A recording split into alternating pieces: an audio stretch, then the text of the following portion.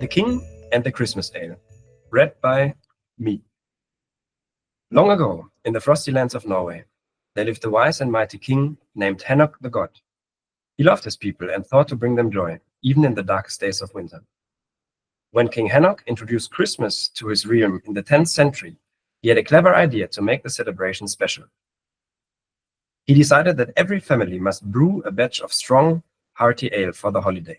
This ale, he said, would be shared in honor of peace, joy, and the faith of Christmas. The people gladly obeyed, gathering around the fires to toast with their festive brews. The king's decision spread cheers across the land, and the tradition of Christmas beer was born.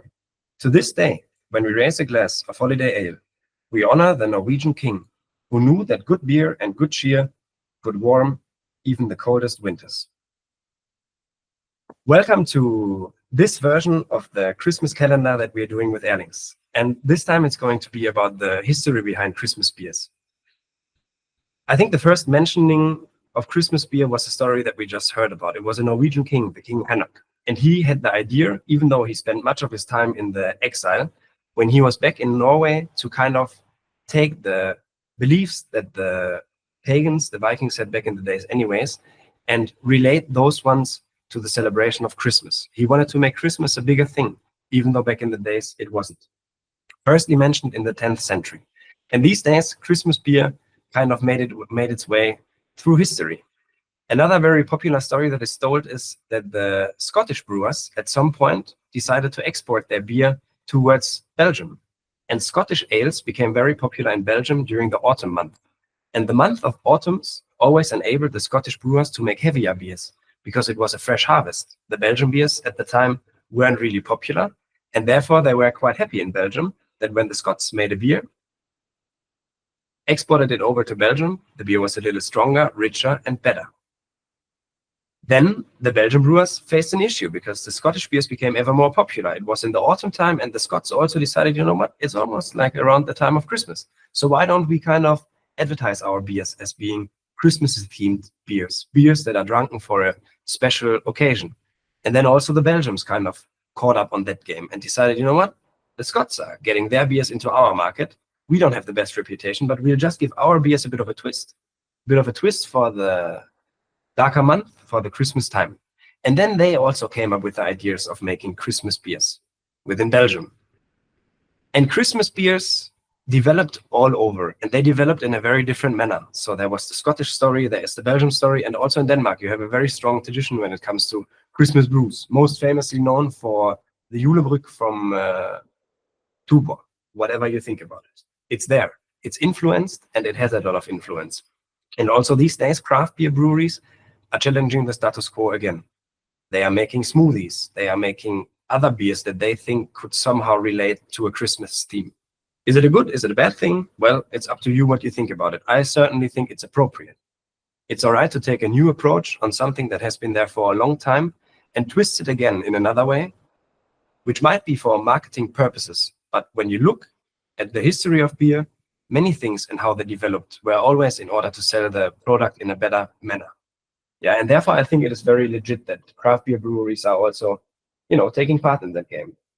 However, the beer of this episode is going to be the Bush de Noel, du Vision. It's a classical Christmas beer, if you want to say that. It's definitely on the richer and darker side of things. 12%. It's an ale. It has a pretty nice body to it. It is not too dark. It doesn't appear too heavy. It has a more of a hazelnutty, almost chestnutty brown to it.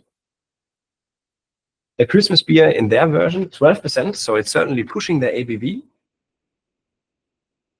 There's a bit of a caramel malty nose, revealing itself with some dried fruit characteristics, some green banana, green apple, maybe even a little, all blended in with quite a rich body and some ABV coming your way. So I hope that you'll enjoy the selection this time. Cheers.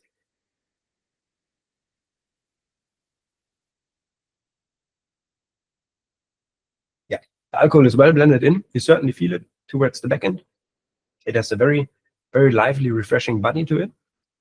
It is not as heavy and demanding as you would expect it to be. Bush de Noel is, I believe, actually also a relatively popular Christmas dessert that is going around, a Christmas cake. Doesn't really have to do anything with the beer or the brewery.